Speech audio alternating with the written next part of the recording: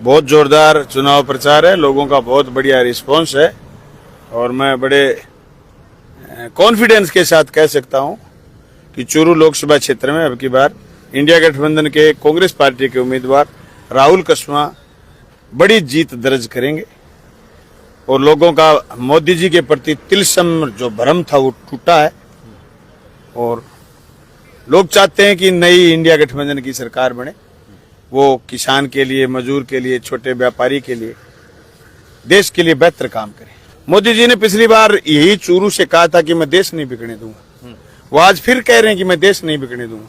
उनसे पूछे रेल कहाँ है, उनसे पूछे कि चाइना कितने फुट अंदर तक आ चुका है, उनसे कोई पूछे कि पुलवामा में जो हमला हुआ था आज से 5 साल पहले जो हमारे 40 जवान शहीद हुए थे वो आरडीएक्स कहाँ से आया था, उनसे कोई पूछे कि भेल इस्पात का कारखाना कहाँ है, उनसे कोई पूछे कि बीएसएनएल जिसका आज भी अंतरिक्ष में नेटवर्क है, आज भी वो चांद से कोऑर्डिनेट बीएसएनएल करता है, उसका भारत देश में क्या स्थिति है। क्या आपने पूरे देश के दूरसंचार को निजी कंपनियों के हाथों में नहीं बेच दिया? क्या आज आप शिक्षा नहीं बेचना चाहते? क्या आपने स्वास्थ्य गिरवी नहीं रख दिया? क्या आपने सड़कें पूर्ण रूप से टोल के हाथ में नहीं दे दी? किसको बोलते हैं देश? किससे बनता है देश? माननीय मोदी जी, आप गुमराह करना बंद करिए। आपका ये गुमराह, वो ट्रक ड्राइवर, वो गाड़ी का ड्राइवर जिसके फास्ट टैग लगा हुआ है, उसके जेब से रोज पैसे निकलते हैं, वो समझता है कि आपने देश का सारा सामान बड़े पूंजीपति के हवाले कर दिया।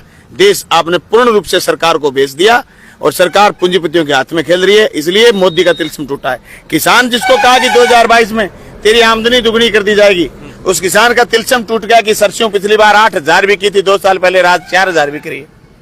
उस किसान का तिलस्म टूटा है जिसका नरमा आज भी 4,000, 4,500 और 5,500 बिका है, जिस पर लागत प्रति क्विंटल जिस पर लागत इससे फालतू आई है। वो तिलस्म टूटा है उस नौजवान का जिसका एक रोजगार था, पूरे मैदानी क्षेत्र का नौजवान जो कद काठी से मजबूत था, जो फौज में भर्ती हो जाया करता था, जिसमें देशभक्ति का जज्बा था, कुर्बानी का जज्बा था, जो भारत माँ के लिए अपने प्राण न्यौछावर कर देता था, जिसको फौजी बोलते थे। इन्होंने अग्निवीर बना करके 4 साल में उसको रिटायरमेंट करने का, उसके साथ जो धोखा करा है, इसलिए मोदी का तिलस्म टूटा है। आप सब लोगों को पता है, कोई बावड़ा ना है। और राम मंदिर तो इनके हवा निकल गई। राम मंदिर के मामले में चारों शंकराचार्य जो देश के धर्मगुरु, उन्होंने कह दिया कि ये सिर्फ राजनीतिक मुद्दे के लिए राम मंदिर का इस्तेमाल कर रहे हैं। राम के प्रति सबकी आस्था है, पर मोदी जी तो राम से बड़े हो गए, ये घोर निंदनीय बात है। हमने फोटो देखी, बड़ा भारी दुख हुआ। राम सबको लाए, ये कह रहे हैं हम राम को लाए। इससे बड़ा छद्म पाखंड क्या हो सकता है कि एक फोटो वायरल हो रहा है जिसमें मोदी जी बड़े दिख रहे हैं, राम छोटे से दिख रहे हैं, यानी राम छोटे हैं, मोदी बड़े हैं। तो इस लोकतंत्र से बड़ा कोई नहीं है। अंतर्राष्ट्रीय बाजार की तो मैं कह रहा हूं ना, क्या कौन सी G20 की बात कर रहे हो आप? चाइना को आपने जगह दिलवा दिया, बोल नहीं सकते। कोई मीडिया का आदमी बोला, आपने धन्यवाद, आपने प्रश्न तो करा। मीडिया की, सेंटर की मीडिया किसी की हिम्मत ही नहीं चाइना पर कोई बात कर ले। मैं जिस इस मॉल के आगे खड़ा हूं, इसमें आधा से ज्यादा सामान चाइना का है। सबसे ज्यादा भारतीय जनता पार्टी के लोग और आरएसएस के लोग चाइना के खिलाफ बोलते थे, स्वदेशी जागरण का नारा लगाते थे, स्वदेशी मंच का नारा लगाते थे। आप जो इसमें ये पकड़े खड़े चाइना का सामान है, आपके हाथ में घड़ी है चाइना की है, मेरे पास ये पेन है चाइना मेड है, इसमें कुछ न कुछ ये स्टील चाइना का जरूर मिलेगा। सारे बाजार पर कब्जा चाइना से करवा दिया। कौन सी वाई की बात कर रहे हो? ये उनके कुछ ढोंगी पाखंडी लोग साथ होते हैं, ये मीडिया के लोग इनके साथ होते हैं। मीडिया पूर्ण रूप से अदानी और अंबानी की, ये उनके साथ होते हैं। ये वही दिखाते हैं जो मोदी मुर्दाबाद कहते हैं, जो प्रदर्शन करते हैं वो थोड़ी दिखाते हैं, ये तो वही दिखाते हैं जो नारे लगाते हैं। और दूसरी बात, ये कोई आदमी विदेश में रहता है, एक दिन देश का प्रधानमंत्री है, वो कोई वहां मुर्दाबाद थोड़ी बोलेगा, जिंदाबाद ही बोलेगा। इससे कोई देश बड़ा थोड़ी हो गया। यूक्रेन पर तुम्हारी कोई बात ही नहीं थी, आपकी फिलिस्तीन पर कोई बात ही नहीं है। हिंदुस्तान का संविधान क्या कहता है? हिंदुस्तान का संविधान जो पूर्ण रूप से एक दूसरे देश को देश की मान्यता देता है, फिलिस्तीन पर चुप हो। कौन सी बात कर रहे हैं आप? अंतर्राष्ट्रीय विदेश नीति में आप फेल हो। सबसे बड़ी बात, आपने डेमोक्रेसी को खत्म करा है मोदी जी ने।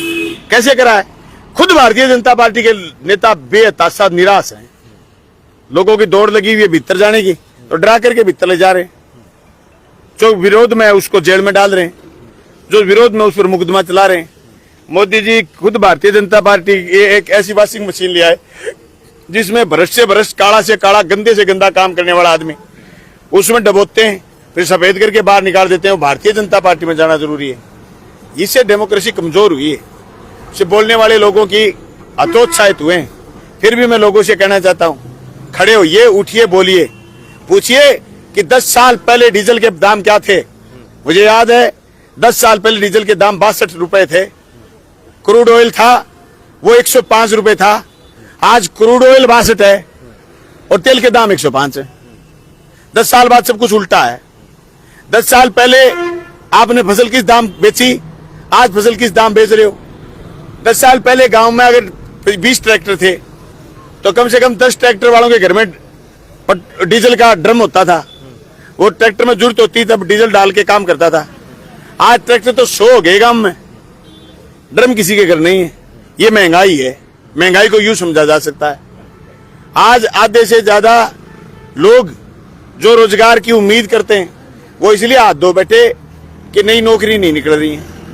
अभी हमारे यहाँ राजस्थान में एक भर्ती आई, पशु परिचर की भर्ती, पशु परिचर की भर्ती, पशु परिचर की भर्ती के लिए 17 लाख फार्म आ गए। MA BEd लड़के लड़कियां पशु परिचर लगना चाहते हैं। ये बेरोजगारी की बेहताशा बेरोजगारी, महंगाई। अब तो ये कहने लगे लोग बहुत हो गई महंगाई की मार, अब की बार इंडिया गठबंधन सरकार। मैंने तो कई दिन पहले भी जनसभाओं में कही थी, आज फिर कह रहा हूं। 2004 में जैसे हुआ था, शाइनिंग इंडिया का नारा था, अटल आडवाणी से बड़ा देश में कोई नहीं दिख रहा था। अभी बीजेपी के लोग कहते हैं मोदी से बड़ा दूसरा कोई नेता नहीं है। अरे क्या करोगे बड़े नेता का? डेमोक्रेसी बड़ी है कि नेता बड़ा है? संविधान बड़ा है कि नेता बड़ा है? ये देश इंदिरा गांधी को भी एक साइड कर सकता है तो ये देश मोदी जी को भी एक साइड कर देगा। अभी आपने खबर सुनी होगी, आप और हम तो सिरसा के नजदीक हैं। परसों सिरसा में गांव गांव में विरोध हुआ, बीजेपी को कैंडिडेट बदलना पड़ेगा। कल हिसार में विरोध हुआ है। पंजाब में भारतीय जनता पार्टी के लोग जा नहीं सकते। राजस्थान में जब आखिरी चरण का चुनाव होगा, दूसरे चरण का चुनाव होगा, तब परिस्थिति देख लेना। जिस दिन चुनाव शुरू हुआ था तो ये कह रहे थे कि राजस्थान 25-25 है, 25 की 25 भाजपा आएगी। आज खुद कह रहे हैं कि 16-9 है। आने वाले समय में ये हो जाएगा कि 2-23 हो जाएगा। 23 इंडिया गठबंधन की आएंगी, 1-2 बीजेपी की आ सकती है। ये स्थिति हो जाएगी। और ये अगले पूरे राजस्थान की नहीं, देश में लास्ट चरण का चुनाव होगा। ये आपका ये लाइव रिकॉर्ड पर रहेगा। देश में लास्ट चरण का चुनाव होगा। मोदी जी साफ हो चुके होंगे और इंडिया गठबंधन की सरकार बनेगी। मोदी जी को जेल जाना पड़ेगा और अमित शाह को जेल जाना पड़ेगा। जिन लोगों को ये धमकी दे करके झुकाने का काम कर रहे थे, उन लोगों के बराबर जाकर के जेल में सो जाएंगे। मैं आज बता रहा हूं आपको, इन्होंने जो अपराध करा इलेक्ट्रोल बॉन्ड के जरिए, इन्होंने जो अपराध करा है इस देश की भावनाओं के साथ जो खिलवाड़ करी है PM केयर फंड के जरिए, इन्होंने इस देश के साथ अपराध करा है कि रेमडेसिविर के नाम पर और कोरोना में वैक्सीन के नाम पर जो इन्होंने लूट मचाई है, उस लूट का जवाब इस देश की जनता देगी और इस देश की जनता चुनाव में देगी। अब जिस तरीके से पिछली बार लोग बड़े खुल करके मोदी के पक्ष में बोलते थे, आज वो लोग खुल करके पक्ष में नहीं बोलते और बड़ी मजबूती के साथ मोदी के विरोध में बोलते हैं। और मोदी जी की लहर नाम की कोई चीज नहीं। अब मोदी जी का तिलस्म टूट चुका है, पूर्ण रूप से वो भरम टूट चुका है। अभी विधानसभा का चुनाव नहीं है, लोकसभा का चुनाव। पूर्ण रूप से देश की राजनीति पर यह चुनाव चल रहा है। हम तो सिर्फ वैसे कार्यकर्ता हैं जैसे हमारे चुनाव में कोई साथी, ये सारे साथी खड़े ये कार्यकर्ता थे, वैसे इन कार्यकर्ताओं की फौज में बलवान पुनिया के साथ खड़ा हो गया। तो मायने आप देख सकते हैं। उस समय तो हम लीडर थे और हम अलग व्यू में घूमते थे और ये सब हमारे कार्यकर्ता साथी थे। अब इन कार्यकर्ता साथियों के साथ हम मिल गए। अब आज के दिन इंडिया गठबंधन के उम्मीदवार राहुल कस्वां लीडर है। इसलिए हम बिल्कुल मजबूती के साथ लगे हुए हैं और परिणाम जनता ने तय करना है।